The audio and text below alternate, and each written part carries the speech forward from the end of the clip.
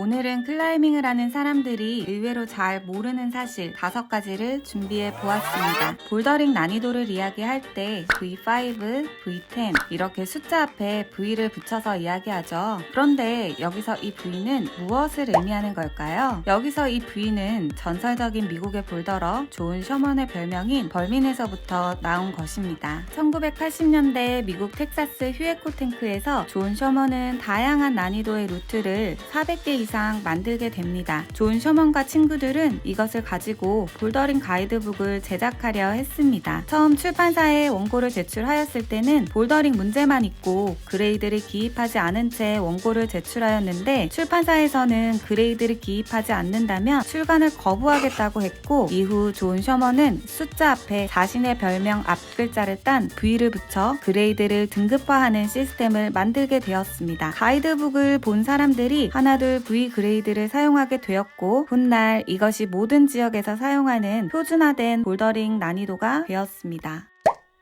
로프나 하네스 등 등반 장비를 사용하지 않고 낮은 바위에서 등반하는 이 볼더링은 원래 로프 등반과 등산을 위한 훈련 방법이었습니다. 등반가들이 더 높고 어려운 등반을 위해 낮은 바위에서 안전하게 특정 동작을 연습하는 데서 시작이 되었습니다. 이는 체력과 손가락 힘을 늘리는 데 도움을 주었고 나중에는 별도의 분야로 발전하게 되었습니다. 초기의 볼더링 모습은 어땠을까요? 지금의 크래시 패드 같은 안정장치가 없이 그냥 바위를 올랐습니다.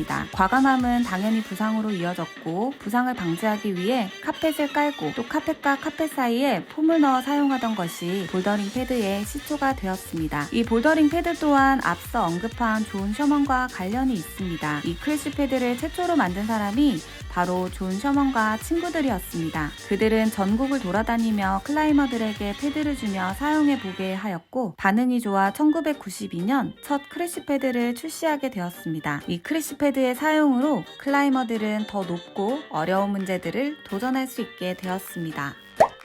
파타고니아의 창업자인 이본 시나드는 암벽에 사는 야생매를 키우는 걸 좋아하던 꼬마였습니다. 이 꼬마는 매에게 먹이를 주러 가기 위해 암벽을 타기 시작했었고 그는 타고난 클라이머였습니다. 또 대장장이었던 아버지의 영향으로 손재주도 좋은 사람이었습니다. 그 당시 열악했던 등반 장비를 사용하던 이본 시나드는 더 편하고 좋은 장비가 없을까 하고 고민을 하였고 이후 그는 암벽 등반 장비를 직접 만들어 사용하기 시작했습니다. 18세가 되던 해에 자신이 만든 등반 장비를 팔기 시작했고 그것이 블랙 다이아몬드의 시초인 시나드 이퀴먼트사를 설립하게 됩니다. 그가 만든 등반 장비는 당연 인기가 좋았습니다. 그 시절 등반가들은 발목을 잘라낸 면 바지와 흰색 셔츠를 주로 입었었습니다. 1970년 스코틀랜드로 등반 여행을 떠난 시나드는 등반할 때 입으려고 럭비 셔츠를 사왔었습니다. 이 럭비 셔츠 는 질기고 튼튼해서 바위에서도 끄떡이 없었고 목 부분의 카라는 장비를 매단 슬링에 목이 쓸리는 걸 방지해 주었습니다. 시나드가 이 옷을 입고 다니자 등반 친구들이 이 옷을 어디서 구입할 수 있냐고 물었고 시나드는 럭비 셔츠를 영국에서 주문하여 판매하였는데 그 옷이 날개 돋친 듯 팔려 나갔습니다. 의류 사업이 번창하면서 브랜드 네임이 필요했는데 자신의 옷을 등반에 한정 짓고 싶지 않아서 시나드라는 이름 대신 새로운 이름을 짓고 싶었다고 합니다. 그 당시 사람들은 파타고니아를 지도에도 없는 멀고 아름다운 곳이라고 생각했답니다. 전 세계 사람들이 발음할 수 있고 자신들에게 어울리는 이름이라 생각하여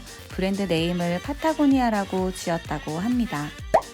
북한산 인수봉에는 시나드 A, 시나드 B라는 코스가 있습니다. 블랙 다이아몬드 파타고니아의 창업자인 이본 시나드는 1963년 주한 미군으로 파견되어 한국 생활을 하게 되었습니다. 인수봉을 본 시나드는 새로운 바위길을 많이 만들 수 있을 것 같다고 하였고 한국 등반가들과 함께 1963년 9월 시나드 A, 시나드 B 길을 개척하였습니다.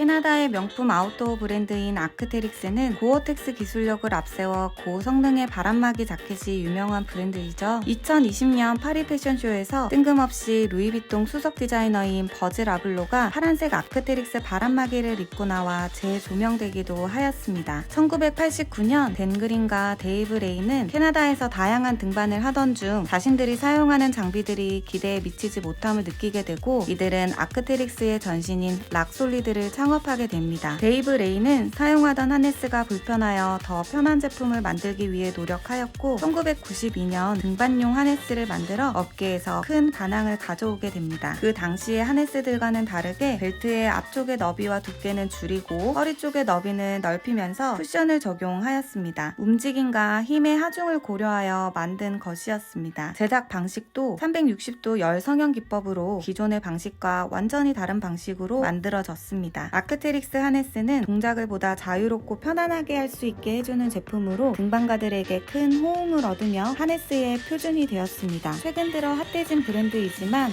아크테릭스는 오랜 역사를 가지고 있는 정통성과 기능성이 우수한 브랜드였답니다. 조사하던 중 예전 영상을 발견하였는데 신기하고 재밌어서 같이 보려고 올려놓았습니다. 영상이 좋으셨다면 구독과 좋아요 부탁드립니다.